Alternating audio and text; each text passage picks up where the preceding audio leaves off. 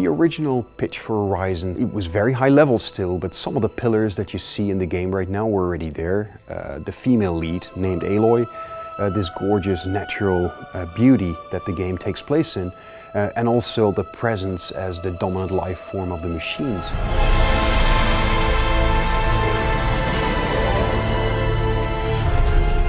The machines turned out to be very much animal inspired. That is something that the game designers found to be a very natural way for us to portray these machines. We knew basically we wanted them very big and very awesome, and we wanted lots of them, but we didn't necessarily know what the exact look of it's going to be. We also played basically with more insect-like creatures or more traditional looking robots, but this whole aspect of nature basically and the majesty of nature combined with this much more sort of prehistoric looking creatures really created a very unique setting and a very unique look. There's something basically that in game design they call a tell, that you can sort of look at the creature and by how it's animating, how it's behaving, you know what sort of attack it might do and you can sort of prepare for it. And that's really important, and in that regard it really helps that these creatures are recognizable. We came up with lots of ideas for different animals that we sort of wanted to recreate in the game. But also at the same time we were looking for different opportunities for the player in terms of maybe there should be an enemy or a machine that has a lot of loot on them. What kind of machine would fit with that? So we came up with the Shell Walker. The Shell Walker is basically a walking treasure chest. It has this super valuable loot on its back. So that's kind of where the idea then originates. You want the machine to have a certain purpose in the game.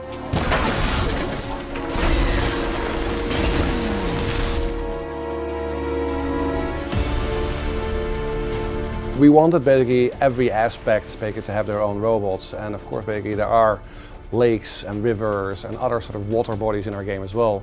So the Snapmaw, the crocodile, basically was specifically designed to take advantage of those sort of environments and offer the player a new challenge in that environment. So the Snapmaw is one of the enemies that we haven't shown much of. It operates very often in groups. The machine itself is already very dangerous, especially in the water. Fortunately for Aloy we have sprint swimming, so she can swim a little bit more quickly, but often that won't be fast enough, so you have to be very careful.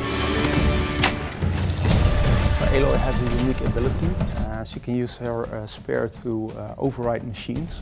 The broadheads can, if you override them, you can use them as a mount.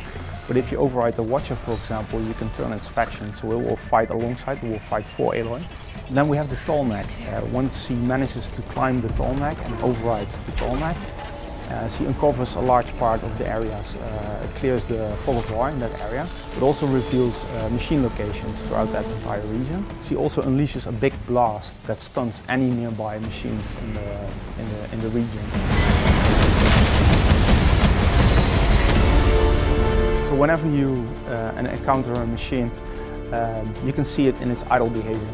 But when the machine itself goes into combat mode, that's when the AI basically takes over. There's nothing scripted about it. You will notice that each time you play, it will play out differently because the AI is so unpredictable.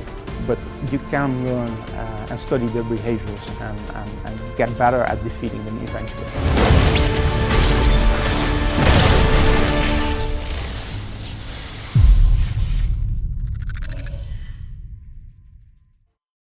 PS4 for the players.